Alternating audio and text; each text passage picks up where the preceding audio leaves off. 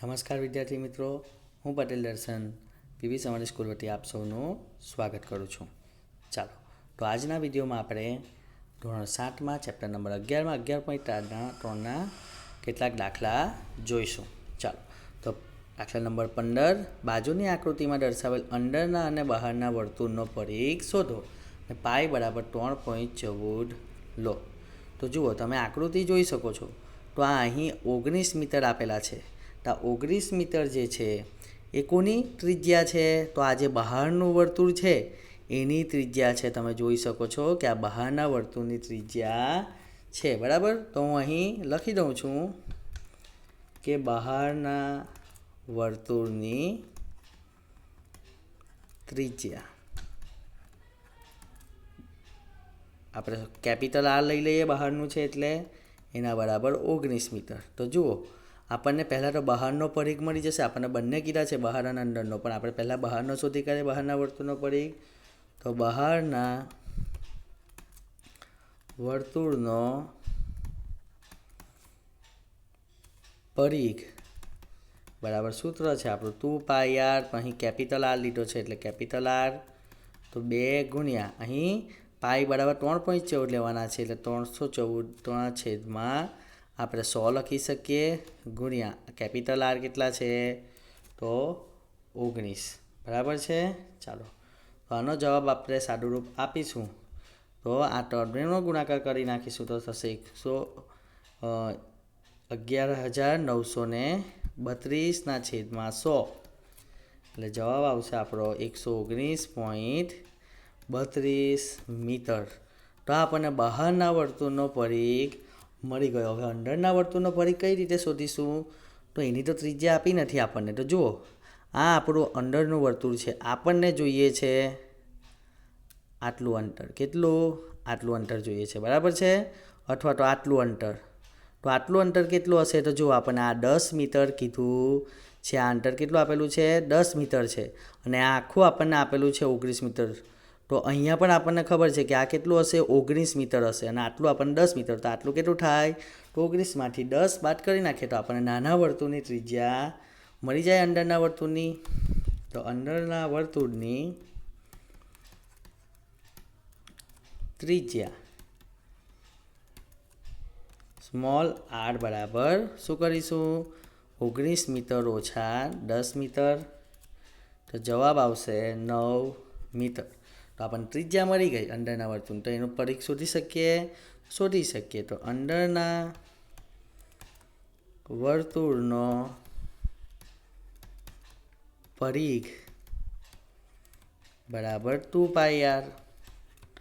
તો અહીં 2 ગુણ્યા પાઈ એટલે 3.14. તો 314/100 લખાય, ગુણ્યા અહીં આપણને મળી છે ત્રિજ્યા 9 મીટર. તો 9નો ગુણાકાર આપણે કરીએ તો 5652/100.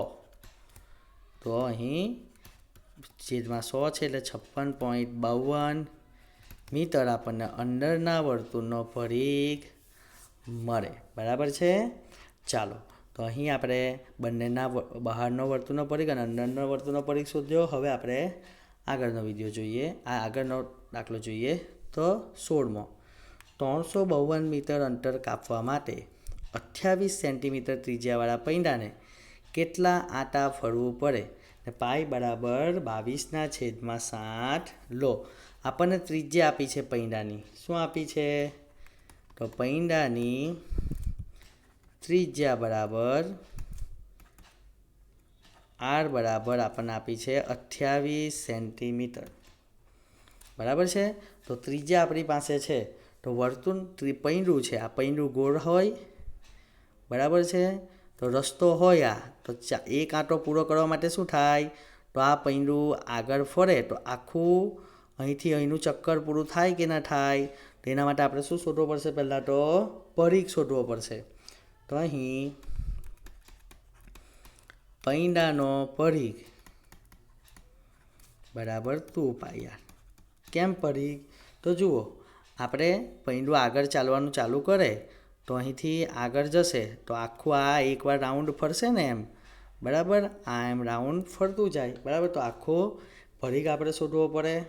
તો 2πr 2 ગુણ્યા પાઈ એટલે 22/7 ગુણ્યા 28 ત્રિજ્યા, અહીં 7 ચોક 28 થાય એટલે 22 ચોક અને 22 ગુણ્યા 4 ગુણ્યા 2 એટલે 176 સેન્ટીમીટર ગુણાકાર કરીએ તો 176 સેન્ટીમીટર પૈંડાનો પરિઘ આપણને મળે. આ પૈંડાનો પરિઘ એટલે કે શું? તો પૈંડું એક આંટો માટે કેટલું, એક આંટામાં કેટલું કાપે? તો 176 સેન્ટીમીટર કાપે. બરાબર. તો પૈંડું એક આંટામાં કેટલું? તો 176 સેન્ટીમીટર અંતર કાપે. બરાબર છે. અહીં તો આપણે સેન્ટીમીટરમાં આવ્યું, તો આને આપણે પહેલાં તો શેમાં ફેરવવું પડશે? તો આને આપણે જે આપણે 352 મીટર આપણે અંતર કાપવાનું છે, આ 352 મીટરને આપણે શું કરીએ?